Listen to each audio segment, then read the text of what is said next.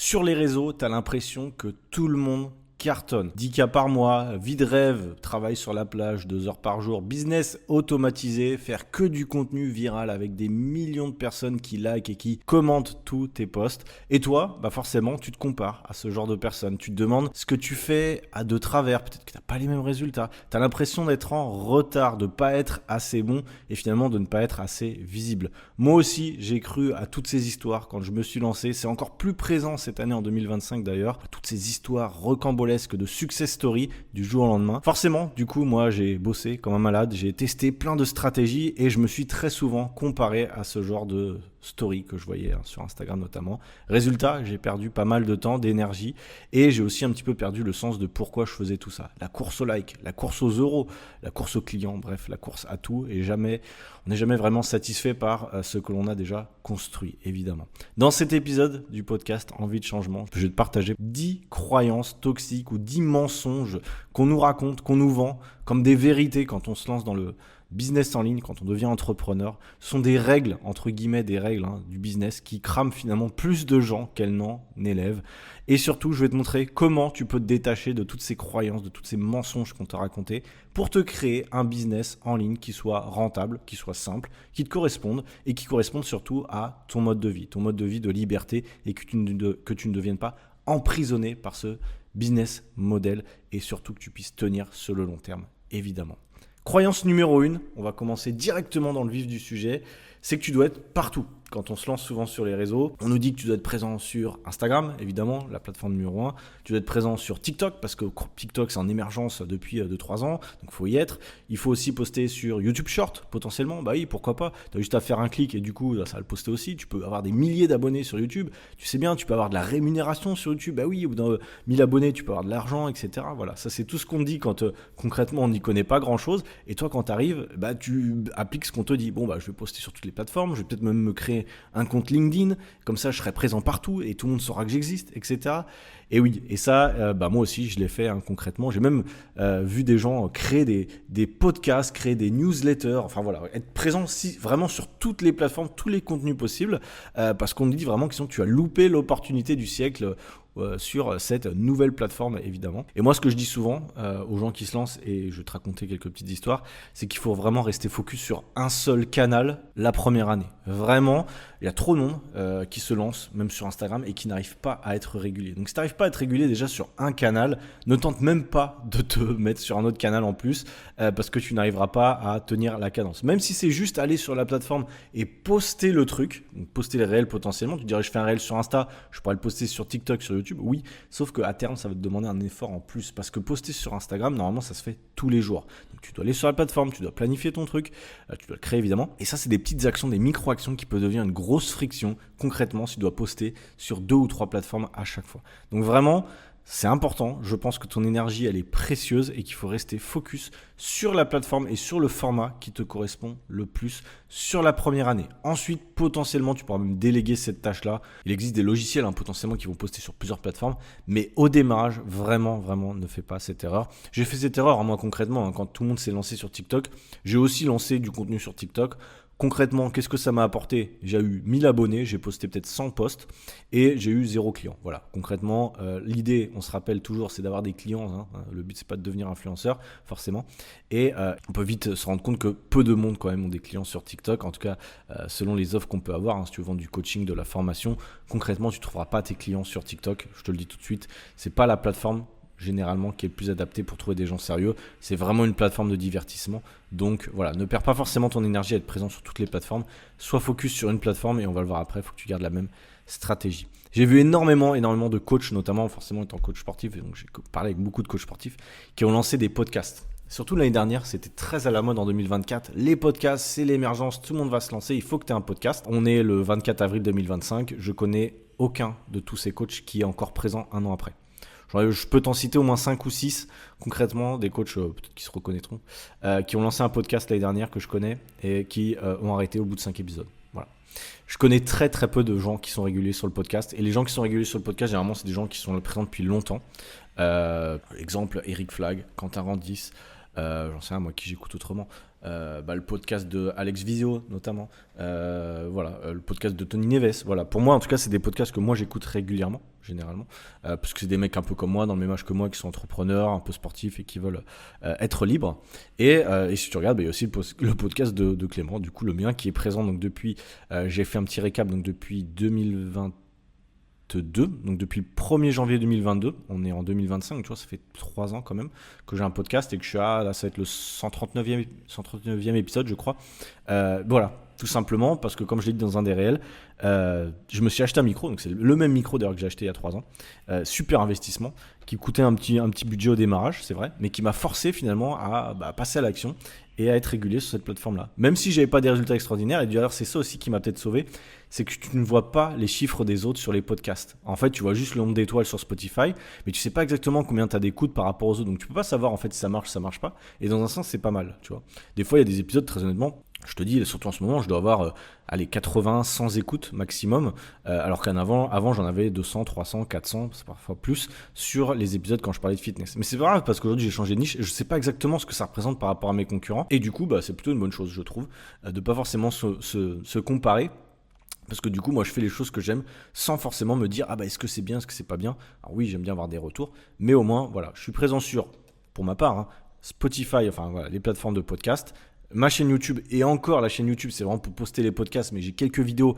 Mais tu vois, même ça, créer des vidéos YouTube, je me suis rendu compte que j'étais pas très fort et que j'étais pas dédié à 100% à ça. Donc tu vois, pour le coup, par contre, Instagram, ça, tu l'as vu, je suis toujours régulier. Donc je t'invite vraiment à rester sur une plateforme et ne pas éparpiller tes efforts. Croyance numéro 2, et ça va nous rejoindre un petit peu sur ça, c'est qu'il faut bosser 70 heures par semaine au démarrage, qu'il faut bosser comme une brute, s'enfermer dans une chambre et bosser jusqu'à temps que tu fasses 10K par mois. Alors, ce qu'on dit généralement, c'est plus tu bosses, plus tu gagnes. C'était qui ? C'était un des présidents qui nous avait sorti ça à un moment. Travailler plus pour gagner plus, je crois que c'était Macron, non ? Qui dans un sens est vrai, mais moi je vais quand même tempérer, surtout en tant qu'entrepreneur, solopreneur même, je dirais, donc tu travailles tout seul potentiellement. C'est pas plus tu bosses, plus tu gagnes, c'est plus tu bosses intelligemment, plus tu gagnes. Et c'est là où ça fait toute la nuance concrètement, parce qu'il y a beaucoup de gens effectivement qui bossent beaucoup en nombre d'heures. Quand tu es entrepreneur, tu crées du contenu, tu veux aider tes clients, tu peux passer énormément de temps concrètement à procrastiner, c'est la procrastination déguisée très souvent, où tu as l'impression de faire plein de trucs, faire le petit détail de ton carrousel, mais mon réel, il faut que je sous-titre de ça, de machin. Donc tu peux faire tu peux passer une journée pour créer un réel concrètement si tu veux vraiment, ou faire un podcast comme moi je peux faire là, où je vais plier ça en 1h30, montage compris, mettre ma newsletter, vraiment tout ça en 1h30 avec l'enregistrement. Et il y a des gens, ils vont mettre 2 semaines à sortir un podcast parce que le truc était pas parfait, la lumière était là, machin. Voilà, donc tu vois, pour te dire que pour une même action et quasiment le même résultat, il y a des gens qui peuvent passer 2 fois plus de temps. Donc vraiment, il faut comprendre que c'est pas plus tu bosses, plus tu gagnes. Ce qui compte, c'est vraiment avoir plus de clarté sur ce que tu fais. Essayer de prioriser aussi les actions, je pense. Et c'est l'intensité que tu vas y mettre dans les actions prioritaires. Je m'explique. Il y a le livre The One Thing, j'en parle souvent, mais c'est un livre intéressant où il t'explique vraiment quel est le domino qui va faire tomber tous les autres dominos. Et moi, je pense vraiment comme ça, c'est-à-dire quelles sont les actions aujourd'hui que je peux mettre en place pour avoir plus de clients potentiellement, ou pour avoir plus d'audience potentiellement, des choses comme ça. Et on se rend compte que c'est pas le nombre d'heures, vraiment, c'est la discipline et rester focus sur ce qui marche, ce qui va faire la différence. Et c'est là où c'est pas évident, parce qu'on a vraiment tendance à s'éparpiller. C'est comme ça qu'on se retrouve à faire des semaines monumentales concrètement, et parfois à brasser un peu de l'air. Et c'est vrai que c'est pas évident quand on est entrepreneur, solopreneur, de prendre du temps pour rien faire entre guillemets, parce que, et moi je te le dis en toute transparence, j'ai souvent de la culpabilité à rien faire. Là, on est jeudi. Si je devais ne pas bosser aujourd'hui, j'aurais de la culpabilité de me dire on est jeudi 24 avril, pourquoi je travaillerais pas, tu vois. J'ai pas mérité spécialement d'avoir un jour de congé, sachant que j'ai pas atteint mes objectifs, par exemple, tu vois. Et on peut être très dur envers nous-mêmes quand on est entrepreneur au démarrage, c'est vrai. Il faut faire attention à pas se cramer. Tu vois, au démarrage, on a souvent tendance à se cramer parce qu'on veut des résultats rapides. Et on oublie que ce qui importe aussi, c'est de prendre du temps pour réfléchir à ses actions. Tu vois, moi, j'essaie le week-end et le lundi, souvent, un peu tous les jours maintenant, de prendre du recul et de reculer un petit peu sur ma stratégie parfois, de ce que je fais tous les jours, des fois sans trop réfléchir, prendre un pas de recul pour voir un petit peu de façon un peu en hauteur ce qui se passe dans mon business. C'est pas évident, vraiment, je pense que c'est le truc le plus difficile, c'est d'avoir du recul sur son business. Alors maintenant ChatGPT peut un peu t'aider, moi je l'utilise aussi quand même pour avoir un peu de recul parce que si lui me dit pas des fois des choses que je fais qui sont mal, j'ai du mal. Donc tu vois, concrètement, je te donne un exemple. j'ai fait une publicité pour une nouvelle stratégie, mais je voulais t'en parler après d'ailleurs, pour le lead magnet, et je me suis rendu compte que ma campagne publicitaire et ma strat derrière, elle marchait pas. En fait, elle marchait pas bien. Ça fait 2 semaines que je suis dessus et je perdais pas mal d'efforts et je me suis rendu compte que ça marchait pas. Alors qu'à côté de ça, j'avais un super truc qui marchait, que j'avais un peu mis de côté. Forcément, je me suis planté. Donc je me suis dit, voilà, prends du recul, concentre-toi sur ce qui marche déjà et mets de côté les trucs qui marchent pas forcément. Donc voilà, c'était pour la croyance numéro 2. Croyance numéro 3, c'est que tu dois te montrer tous les jours, ou en tout cas montrer ta tête tous les jours sur les réseaux sociaux. Ce qu'on me dit souvent, c'est que si t'es pas visible, t'existes pas. Moi, ce que je vais te dire aujourd'hui, c'est que tu peux vendre concrètement une offre, une formation, un coaching, même si t'es discret, même si t'es introverti. Moi, j'ai commencé comme ça, en tout cas. J'ai eu mes premiers clients, c'est ce que je me suis noté, après 6 mois. Donc moi, je me suis lancé en mars 2021. Même mes premiers clients, c'était en juillet-août. Je crois que c'était en juillet 2021, donc ça fait pas 6 mois. J'ai eu mes premiers clients et à l'époque, j'avais fait 0 facecam. J'avais juste fait des infographies et j'avais fait quelques entraînements. Donc on me voyait quand même, mais c'était des entraînements où je parlais pas. Donc il y avait de la musique. J'avais fait peut-être une story et encore, à l'époque, j'étais pas sûr. Et j'ai quand même réussi à avoir mes premiers clients. Bon. C'était un temps un peu révolu. C'est vrai qu'aujourd'hui, je te conseille quand même de te montrer un peu plus, mais je te conseille de te montrer en douceur, d'accord ? T'es pas obligé de danser, t'es pas obligé de faire des réels ultra dynamiques, surtout au démarrage. Quand tu démarres, c'est très difficile, je trouve, aujourd'hui, quand on voit tous les gens hyper à l'aise, etc. Faut vraiment y aller étape par étape. Tu vois, je te demande pas de faire un podcast, de faire des vidéos YouTube ou de faire des stories où tu parles à ta communauté là comme un influenceur toutes les 5 minutes. Je pense que pour la plupart des gens, c'est pas cohérent par rapport à ce qu'ils sont et ça les rendrait plus malheureux qu'heureux potentiellement, et c'est vraiment pas obligé. Mais voilà, sache que c'est possible d'avoir des clients sans te montrer, mais il faudra quand même montrer de la personnalité. C'est souvent ce que je dis dans les vidéos et même dans mon challenge qui s'appelle le guide de l'entrepreneur introverti. Donc c'est vraiment pour toi, hein, si tu crois que tu dois te montrer tous les jours, c'est vraiment fait pour toi ce guide. D'ailleurs, je te mettrai le lien dans la description de ce podcast là, où en gros pendant 5 jours je vais t'accompagner et te guider pour te montrer déjà dans un premier module quelles sont les forces que tu peux développer en tant qu'introverti. Sache qu'on a des forces que les gens ne sous-estiment, et toi aussi certainement. Donc pour montrer un petit peu qui tu es et montrer tes forces. En numéro 1, on va voir comment te montrer en douceur, notamment via les carousels. Créer du contenu sans forcément se montrer, comme on disait tout à l'heure. En numéro 3, le 3e jour, on va te montrer comment passer un petit peu en mode réel. Forcément, pour attirer du monde, les réels, ça marche bien. Mais j'ai des techniques de réel où tu n'as pas forcément besoin de trop te montrer, notamment avec des b-roll. Donc, c'est des petites vidéos enregistrées de tes actions avec un texte. Je te montre exactement comment faire, notamment dans ce guide. Et après, dans les jours 4 et 5, je ne sais plus exactement comment je l'avais formulé, mais voilà, en gros, je t'explique comment ensuite planifier tes actions et passer à l'action, évidemment, pour rester régulier, hein, évidemment, c'est un petit peu l'idée. Donc voilà, ce que je voulais te dire par là, c'est qu'il faut montrer ta personnalité, c'est vrai, mais il ne faut pas forcément te montrer toute ta vie, devenir un influenceur, montrer toutes les coulisses, etc., de ce qui se passe dans ta vie perso. Si t'as pas envie, honnêtement, te montre pas. Si t'as envie, montre-toi. Mais vraiment, ça, je pense que c'est révolu et il faut rester soi-même avant tout. Croyance numéro 4, t'as besoin d'une grosse audience pour vivre de ton business. Ce qu'on dit souvent, c'est qu'il te faut au moins 10 000 abonnés, voire plus, 50 000 abonnés sur les réseaux, sur les plateformes. Sinon, tu ne pourras pas vivre de ta passion. Et du coup, tu te retrouves à faire l'influenceur concrètement. C'est ce que tout le monde fait au démarrage, hein, je vois bien. Tout le monde copie les influenceurs pour essayer d'avoir les mêmes résultats. Tout le monde pense qu'il est le nouveau Nassim Saïli si t'es dans la muscu, ou tout le monde pense qu'il est dans l'alimentation, j'en sais rien qui est connu, le nouveau docteur Jimmy Mohamed, voilà. Super exemple. Pour le coup, Nassim ça va, mais Jimmy Mohamed, je trouve ça en bidon. Bref. Moi, ce que je dis, c'est que c'est faux, concrètement, et je vais te le dire en toute franchise, avec mon expérience, tu peux très bien vivre avec 500, 1000 abonnés engagés sur une plateforme, plutôt qu'avec 10 000 abonnés qui sont des touristes parce que tu as fait du contenu putaclic, entre guillemets. Il faut comprendre aujourd'hui, et surtout aujourd'hui, en 2025, l'algorithme, il montre les contenus de plus en plus aux non-abonnés. Tu l'as peut-être vu dans tes statistiques.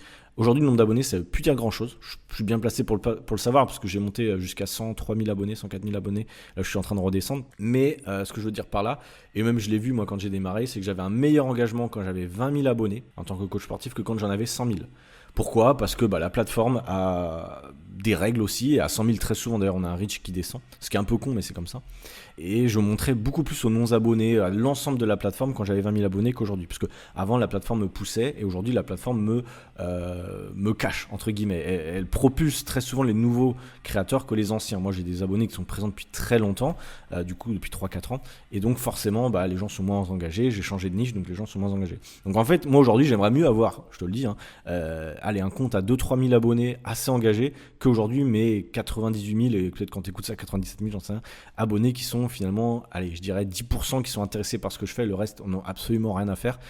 Et parce que voilà, ils sont venus pour du fitness et moi je leur parle d'entrepreneuriat, tu vois bien. Donc voilà, c'est ce que je veux te dire. Et pour ça, pour avoir des gens engagés, il faut aussi avoir une stratégie de contenu qui soit cohérente. On en reparlera un peu plus tard. C'est ce que je parle notamment dans le guide de l'entrepreneur introverti. Mais je pense que c'est vraiment important d'avoir une stratégie, de savoir à qui tu t'adresses, et ça on va le voir juste après. Donc voilà, focus-toi vraiment sur la qualité de tes abonnés plutôt que sur la quantité. Je sais que c'est pas évident, mais ça vient aussi par ton positionnement. Vraiment, moi je fais beaucoup d'audits en ce moment et je vois beaucoup de coachs qui sont pas assez positionnés. Et c'est pour ça d'ailleurs qu'ils n'ont pas assez d'abonnés et pas assez de clients derrière. Et que finalement, il vaut mieux avoir 1000 vrais fans que 10 000 abonnés fantômes. Garde ça en tête, vraiment c'est important. Et tu t'en fous de la preuve sociale, tu t'en fous que tes potes ils te disent ouais t'as que 2000 abonnés, tu pourras pas en vivre. Vraiment ça, je sais que la pression sociale sur le nombre d'abonnés, voilà, je suis passé par là aussi, quand t'as beaucoup d'abonnés, les gens ils disent ah t'as 100 000, c'est trop bien, machin, tu dois gagner de la thune. Et au final tu sais très bien qu'au fond de toi ça t'apporte rien. Voilà, faut arrêter de jouer à Instagram entre guillemets pour les caméras et pour les potes, essayer de jouer à Instagram pour sa vie et sa liberté. Je pense que ça c'est vraiment un truc à retenir. Croyance numéro 5, il faut un business model ultra scalable dès le début. Alors qu'est-ce que ça veut dire si t'es débutant? Tu vas me dire ça veut dire quoi scalable? Scalable ça veut dire un business. Alors business model c'est quoi? C'est la stratégie de ton business, on va dire ça, de ton entreprise. Elle faut qu'elle soit évolutive, qu'il puisse se développer facilement sans que tu y mettes trop d'efforts. En gros ce qu'on t'explique c'est qu'il faut que tout soit automatisé, tout soit en evergreen. Evergreen ça veut dire que ça évolue et que ça soit automatique, c'est le mot d'ailleurs evergreen, que ce soit un produit digital, etc. Alors moi je suis un peu de cette école-là, mais de l'école où je pense qu'il faut automatiser quand même pas mal de choses. Parce que comme je te disais tout à l'heure, c'est rien de bosser 70 heures quand tu peux en bosser 35 et avoir les mêmes résultats. Concrètement, je pense qu'on s'est mis en mode entrepreneur pour avoir de la liberté, pas pour s'emprisonner. Donc voilà, je pense vraiment qu'il faut automatiser quand tu le peux. Mais ce que je peux te dire au démarrage, et ça c'est vrai, c'est qu'au démarrage, il faut faire du cash. Concrètement, il faut faire de l'argent parce que si tu veux être libre, quitter ton taf et vivre la vie que tu veux mener, il va falloir que tu aies des clients rapidement. Pour ça, le coaching, le freelancing, faire des appels, ça c'est vraiment le moyen le plus simple. C'est-à-dire qu'aujourd'hui, tu crées du contenu, t'offres un appel bilan ou quoi, via différentes stratégies, j'en parle souvent dans les podcasts, notamment la stratégie du Challenge Evergreen, pour justement avoir des appels qualifiés, bref. Et une fois que tu peux avoir des appels qualifiés, tu peux vendre ton offre. Évidemment, après, tu feras du coaching. Alors, tu vas passer un peu de temps avec tes clients. Tu ne pourras pas en avoir justement 100, 200, 300, parce que justement, ce ne sera pas scalable, comme on dit, au démarrage. Parce que tu devras être présent entre guillemets avec tes élèves, faire des appels. Mais c'est quand même ce qui marche le mieux pour sortir 3 à 5 000 euros. C'est ce que j'ai fait au démarrage, évidemment. Aujourd'hui, je suis dans une autre stratégie, je tente une autre approche. Ça prend plus de temps, c'est pas forcément évident. Mais voilà, en tout cas, au démarrage, je pense que ça peut marcher. Et de toute façon, ce qu'on recommande très souvent, c'est évidemment commencer par du coaching personnalisé, de faire un petit peu sur mesure. C'est pas grave si au début tu fais un peu sur mesure pour tes premiers clients, tu passes un peu de temps, oui. Mais ensuite, l'idée, ce sera évidemment de garder la même niche. Si aujourd'hui, tu vois bien que tu aides un type de profil particulier, c'est plus des hommes, c'est plus des femmes, voilà, ou c'est plus des freelances que tu aides à faire un truc, ou peu importe ton domaine, essaie de te fixer ensuite sur cette niche-là, parce que déjà, ce sera beaucoup plus facile pour toi dans ta communication. Et ensuite, ton programme d'accompagnement ou ta formation sera vraiment adapté pour ce type de profil. Évite d'être trop généraliste concrètement. Et c'est ça en fait qui va te permettre de scaler, je pense, c'est le fait d'être niché pour les mêmes personnes, même si c'est pas évident. Croyance ou mensonge numéro 6, allons-y. Il faut créer une offre parfaite avant de la vendre. Alors ça revient un petit peu sur le point que je disais. On te dit souvent, bosse en silence sur ton programme, sur ton tunnel, sur ta formation. Et sors le produit puis tu vas cartonner. En gros, c'est un peu ça. Moi, ce que je te dis, c'est qu'il faut clairement vendre d'abord et ajuster derrière. Faire des phases de bêta-test. Moi, j'appelle ça bêta-test. Avec tes clients en coaching. Voilà, offrir même des coachings peut-être gratuits au démarrage. Honnêtement, fais-le. Moi, aujourd'hui, je fais des audits gratuits. Mais c'est pas pour rien. C'est justement pour un petit peu voir le marché, voir comment les gens réagissent. Et aussi pour derrière, ensuite, vendre mon offre potentiellement. Mais au démarrage, je pense vraiment qu'il faut offrir du gratuit. Et qu'il faut construire ou co-construire ton offre avec tes retours clients. Moi, ma première formation de plan Instagram, c'est vrai que je l'ai fait pas mal dans mon coin, mais je l'ai aussi fait au démarrage avec des appels avec des prospects.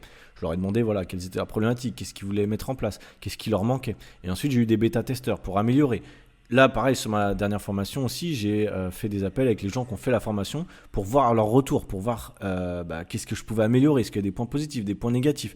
Tu vois, je suis un peu à l'affût sur ça et je pense que je devrais encore plus le faire, d'avoir un maximum de retours avec tes clients ou tes premiers clients avant de refaire un nouveau produit ou c'est d'améliorer en tout cas ton produit continuellement. Je pense, avant de passer parce que c'est souvent ça l'erreur, c'est qu'on passe des heures, des dizaines d'heures, des centaines d'heures même à créer quelque chose, une offre de coaching ou quoi, ou une page ou je sais pas quoi, et puis tu le sors et puis tu vois que personne s'intéresse à personne. C'est un petit peu l'erreur, et ça je te le dis, c'est un petit peu l'erreur que j'ai faite avec ma formation Lead Mac Pro. Je t'en ai parlé dans les précédents podcasts, et en fait je me suis rendu compte que cette formation-là, et même dans ma stratégie, je vais être très transparent avec toi aujourd'hui, je me suis rendu compte que c'était trop avancé pour la plupart des gens qui me suivaient. Pour moi, le Lead Mac Pro, c'est une super formation parce que c'était vraiment avoir un système automatisé. Et moi, j'aurais aimé l'avoir quand j'ai commencé. Mais je me rends compte que les gens, en fait, sont pas assez éduqués, je mets des grosses guillemets, je sais que tu me vois pas sur Spotify, à cette problématique-là. Au démarrage, ils ont même pas de régularité sur les contenus, ils ont pas vraiment d'offres. Et donc, ils savent pas qu'il faut automatiser et que ce système peut les aider, tu vois. Et il y a un gros travail à faire d'éducation sur ce système-là. Et c'est ce que je n'ai pas encore assez fait finalement. Et donc c'est pour ça que je me suis rendu compte que la formation était bien, mais que c'était une formation peut-être à faire après ma première formation. C'est pour ça que d'ailleurs que je l'ai mis en upsell, c'est-à-dire en formation après ma première formation qui est le plan Instagram, qui est pour vraiment les débutants intermédiaires pour créer leur offre. Et ensuite, ils ont accès à Lead Mac Pro s'ils veulent aller plus loin. Je pense que c'était plus logique comme ça. Et finalement, Lead Mac Pro, je l'ai quand même vendu à quelques personnes, mais c'est des coachs qui sont déjà plus avancés finalement. Donc voilà, je perdais un petit peu de vue ma cible qui sont principalement des débutants. Donc voilà, potentiellement tu en fais tous des erreurs et moi aussi parce que cette formation-là, je l'ai fait assez rapidement, je l'ai pas assez testé finalement. J'ai pas assez testé mon marché et donc je l'ai sorti parce que moi j'avais envie de la sortir, mais est-ce que les gens en avaient vraiment besoin ? Pas tous en tout cas. Croyance numéro 7, tu dois faire des trucs, tu dois faire des contenus viraux pour que ça marche. On en a parlé un petit peu. On pense très souvent qu'il faut faire un max de vues pour avoir un max de ventes, concrètement. Et on va vite se rendre compte, et moi je te le dis concrètement, que c'est faux. Les vues, c'est pour l'ego. Concrètement, les vues, c'est pour l'ego. Vaut mieux, je te le dis, avoir, et c'est encore une fois la même chose, il rabâche. Vaut mieux avoir 2 à 3 000 vues sur chaque réel, ce qui est déjà très bien, et avoir 5 à 10 commentaires, ensuite les passer en DM et les vendre derrière, leur vendre derrière tes offres, que d'avoir des centaines de milliers de likes, des partages à tout va, sur des contenus complètement génériques, qui sont oui, très trendy, très partageables, mais finalement, qui vont pas servir à grand chose, parce que ça va pas te ramener de clients, tu auras 0 commentaire, tu veux l'en DM avec des gens, ils ne sauront même pas que c'est toi, parce que c'est un truc trop générique, et ça va pas apporter de la valeur. Donc, je dis pas qu'il faut pas faire de contenu viral. J'ai même créé un guide qui s'appelle le guide des accroches virales, un truc comme ça. Et je pense que dans la stratégie de contenu, c'est important. Mais c'est pour ça qu'il faut avoir une stratégie de contenu. C'est là où les gens, et je dirais 95% des gens, et même toi si tu m'écoutes et que tu es créateur de contenu, je suis persuadé qu'aujourd'hui tu n'as aucune stratégie de contenu, que tu fais un peu les trucs par hasard et que tu n'as aucune idée de est-ce qu'il faut faire un truc un trendy, est-ce qu'il faut faire un truc éducatif. Voilà. Et ça, c'est une erreur, je pense. Moi, je te donne concrètement ma stratégie aujourd'hui, c'est que je fais un post sur 2, un post sur 3 qui va être un réel ou un contenu un peu trendy générique comme ça, donc un peu un truc viral pour essayer d'attirer des gens sur mon compte. Et le reste, c'est de l'éducatif ou du transformationnel, j'appelle ça, pour justement transformer ces nouveaux abonnés en clients via de la preuve sociale, montrer un peu mes résultats, ou montrer qui je suis, etc., ou ma façon de penser. Donc c'est vraiment important, je pense, même si tu n'as pas beaucoup d'abonnés au démarrage, de ne pas faire que des trucs trendy. Alors, oui, au démarrage, il faut un peu pousser sur ça. Mais si tu fais que ça, en fait, tu vas rentrer dans le piège de ouais, mais du coup, j'ai moins d'engagement, les gens me suivent moins, etc. Parce qu'en fait, tu vas juste pour des blagues ou des trucs, des mèmes ou des trucs comme ça. Ce qui finalement, et je te dis encore une fois, peut être un piège. Tu fais que des choses comme ça. Donc vraiment, trouver un équilibre entre les formats qui vendent et les formats qui attirent. Je pense que ça fera toute la différence. Parce que souvent, les formats qui vendent, c'est-à-dire qui vendent un peu ton offre ou qui vendent ton appel bilan si t'es coach ou qui vendent ta formation si t'es formateur, c'est pas ceux qui bossent le plus. Même c'est jamais c'est jamais ceux qui bossent le plus. T'as jamais un contenu qui va faire des milliers de likes, des dizaines de milliers de vues et des dizaines de milliers d'euros en même temps. Ça n'existe pas. Tu peux demander à n'importe qui, ça n'existe pas. Donc, il faut vraiment réussir à séparer les deux et c'est pas toujours évident. Croyance numéro 8, si tu ne gagnes pas 10 000 euros par mois rapidement, tu as raté ta vie. Voilà, donc concrètement, je l'ai fait un peu grossièrement, mais c'est un peu ça quand tu vois surtout je pense les plus jeunes d'entre nous qui vont se lancer. Si tu es un peu de mon âge, entre 30 et 40 ans, tu sais que déjà si tu arrives à te sortir un premier SMIC, ensuite 2 000, 3 000 euros net via une entreprise en ligne, déjà c'est une grosse réussite parce que tu te construis toi-même. Après ça dépend de ton ambition, mais c'est souvent les jeunes, j'ai l'impression, les moins de 30 ans, les jeunes, je me considère déjà vieux, qui ont souvent une grosse ambition, qui voient les chiffres énormes et qui se disent moi je fais 10K par mois, ça va être facile, etc. Et qui vite, j'en ai connu des coachs comme ça, qui vite se trouvent face au mur parce qu'ils se rendent compte que c'est beaucoup plus difficile que ce qui n'y paraît. Et même si tu arrives à le faire pendant un mois, ce qui est possible, tu vas pas pouvoir le faire pendant tous les mois, c'est assez complexe. Et ça, c'est lié notamment à tous les formateurs, les coachs business, etc., qui vendent énormément de rêves. En fait, aujourd'hui, les promesses, ça veut plus rien dire. Tu vois des mecs qui font 30, 40 000 euros, sauf que tu vois jamais les coulisses, tu vois jamais de tout ce que ça demande. Et moi, j'en ai connu des coachs qui faisaient 20, 30 000 euros et en fait, qui avaient des dépenses énormes en publicité, en équipe et qui finalement se retrouvaient en marge dégueulasse et qui gagnaient, je sais pas, 2, 3 000 euros finalement en net, alors qu'ils auraient pu avoir le même système, beaucoup plus simple, avec 5 000 euros bruts en CA et 3 000 euros en net quasiment, en ayant peu d'équipe, peu de charges et en travaillant 2 fois moins. Voilà, tout simplement ce qu'ils se sont fait, entre guillemets, embourbés. Ils sont embourbés dans un truc d'ego, de compétition avec les autres entrepreneurs. Où ça peut être parfois un peu compliqué. Alors je sais que moi aussi j'ai envie de gagner un peu mieux ma vie et ça peut être le jeu de l'argent. Je comprends les gens qui te disent ouais, je joue au jeu de l'argent concrètement. Non, c'est ça concrètement. Quand t'es entrepreneur, c'est pas comme quand t'es salarié. Tu peux faire l'argent que tu mérites entre guillemets. Et si tu veux aller les chercher, tu peux aller les chercher. Donc si t'es motivé, si t'as pas envie de profiter trop de la vie entre guillemets et que t'es focus sur ça pendant plusieurs années, t'as le droit. Mais ce qu'il faut pas, c'est évidemment se comparer avec des gens qui te disent ouais, moi sur mon lancement j'ai fait 20 000 euros, 80 000 euros, alors que tu sais pas que le mec, tu vois, je m'explique, par exemple, j'ai regardé un épisode de podcast il y a peu de temps de Tony Neves, il disait que sur un de ses lancements il avait fait 80 000 euros. Bon, moi je te le dis en toute transparence, je l'ai dit l'autre fois, mais sur mon lancement, le plan Instagram, j'ai pas fait 80 000 euros. J'ai à peine fait, enfin je sais même pas exactement, mais on est pas du tout à cette hauteur-là. Pourquoi ? Parce que Tony Neves, ça fait 8 ans qu'il fait des formations, il s'est planté, il a dit plein de fois, il a fait plein de formations où il a fait 0 euros.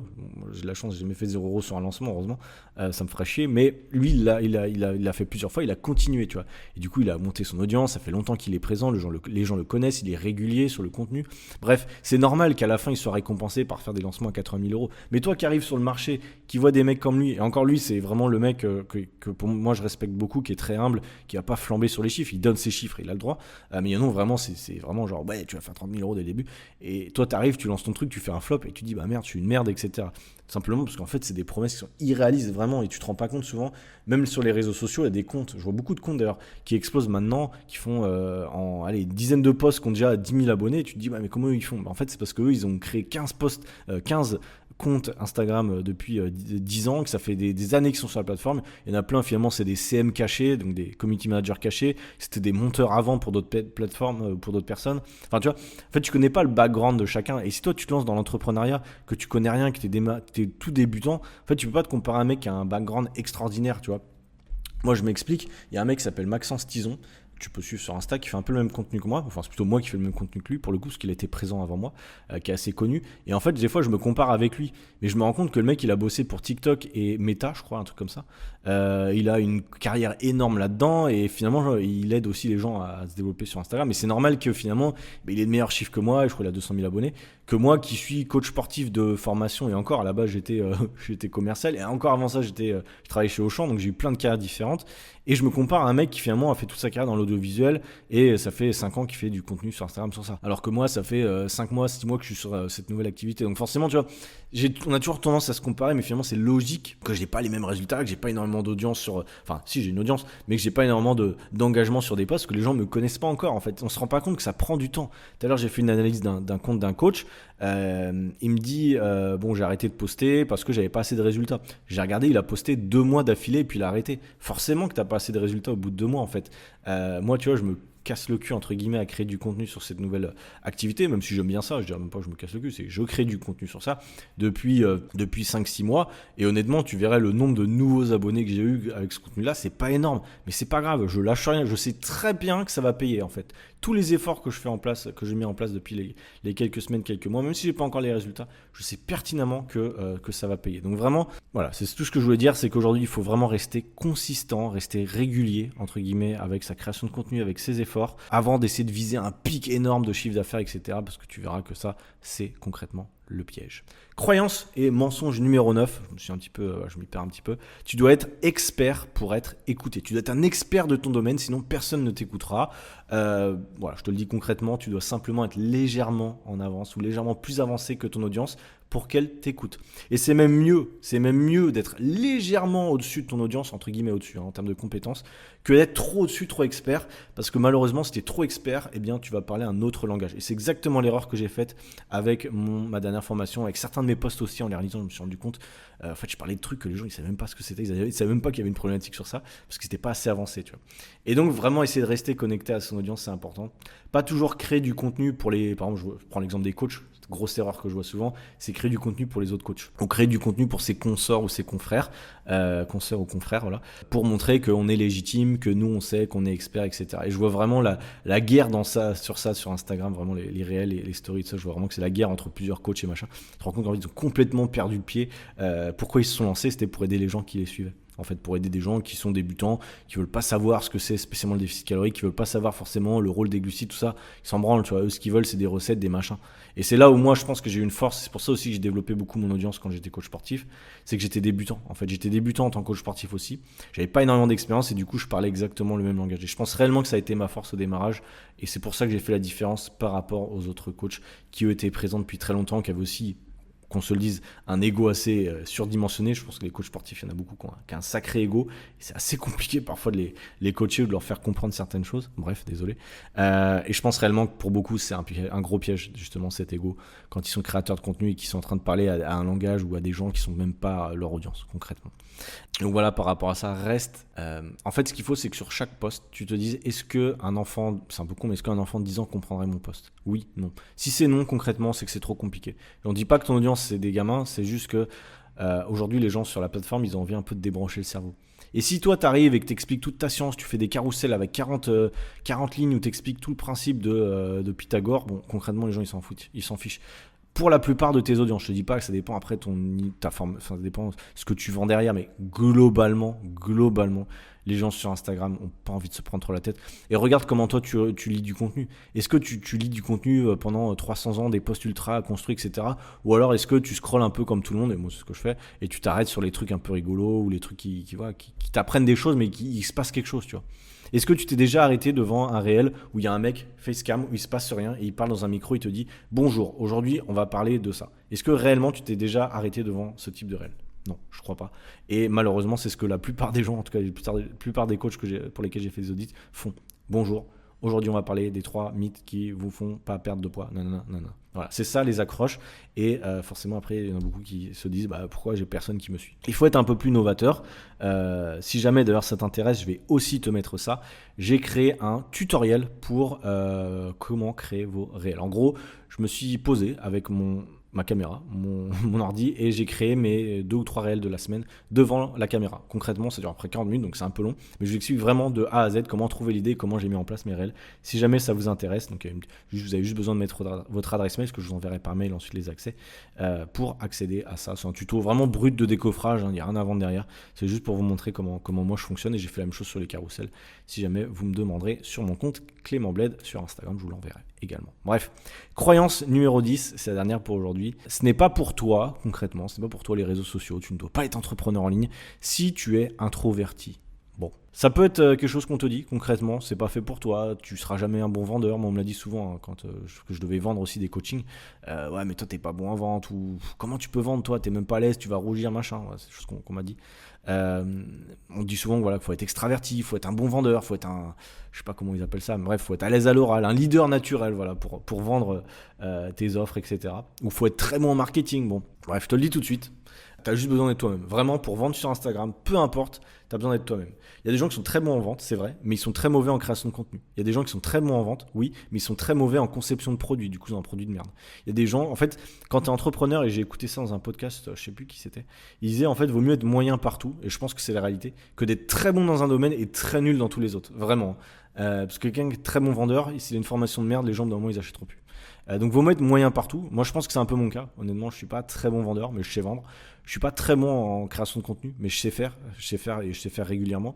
Je suis pas très bon pour les podcasts, mais je sais faire aussi, et j'en ai fait beaucoup. Je suis pas très bon pour les tunnels de vente, mais je sais faire et j'en ai fait aussi. Enfin, tu vois, voilà, moi, j'ai appris toutes ces compétences-là. Je peux dire vraiment, quand j'étais démarré il y a 3-4 ans, j'étais au niveau 0 de toutes ces compétences-là. Je savais à peu près vendre, parce que j'avais fait 3 ans de commercial, mais vraiment, je te dis, c'est vraiment pas ma force de base. Donc, je partais vraiment moins bon que pas mal de gens. J'étais à peine coach sportif, j'étais en train de passer mes diplômes quand j'ai lancé mon compte et j'arrivais à vendre déjà. Donc, c'était difficile. Mais je te dis que vraiment, aujourd'hui, peu importe d'où tu pars, je pense vraiment que si tu es déterminé, si tu prends le temps de bien faire, si tu te fais accompagner, encore une fois, je pense que la formation, c'est la clé, je te le redis, je me suis toujours fait accompagner dans ce que j'ai fait. C'est grâce à ça aujourd'hui que j'arrive à être libre. eh bien je pense que tu peux y arriver. Même si tu es introverti, même si tu n'es pas à l'aise à l'oral, vraiment tu peux, et le guide de l'entrepreneur introverti est là pour ça, pour t'aider et te montrer justement quelles sont tes forces, donc je t'invite vraiment à le tester si besoin. Donc voilà, je sais que quand on se lance en tant qu'entrepreneur, c'est jamais évident. Si tu t'es reconnu dans tout ce que je t'ai dit là, dans les différents mythes, mensonges entre guillemets, et que tu veux créer un nouveau business, un business en ligne à ta façon, entre guillemets, donc n'hésite pas à retrouver les différentes ressources que j'ai créées pour toi. Et si tu as besoin, tu peux m'écrire aussi sur Instagram pour aller plus loin. Je te souhaite en tout cas une très bonne journée. Ne lâche rien, que tu sois créateur de contenu, formateur, que tu veuilles te lancer, que tu n'aies pas encore trouvé ton idée de projet. Ne lâche rien, vraiment. On se donne rendez-vous dans les prochains épisodes. On va essayer d'avancer ensemble pour développer tout ça. Je te souhaite une bonne journée et je te dis à très bientôt. Ciao, bye!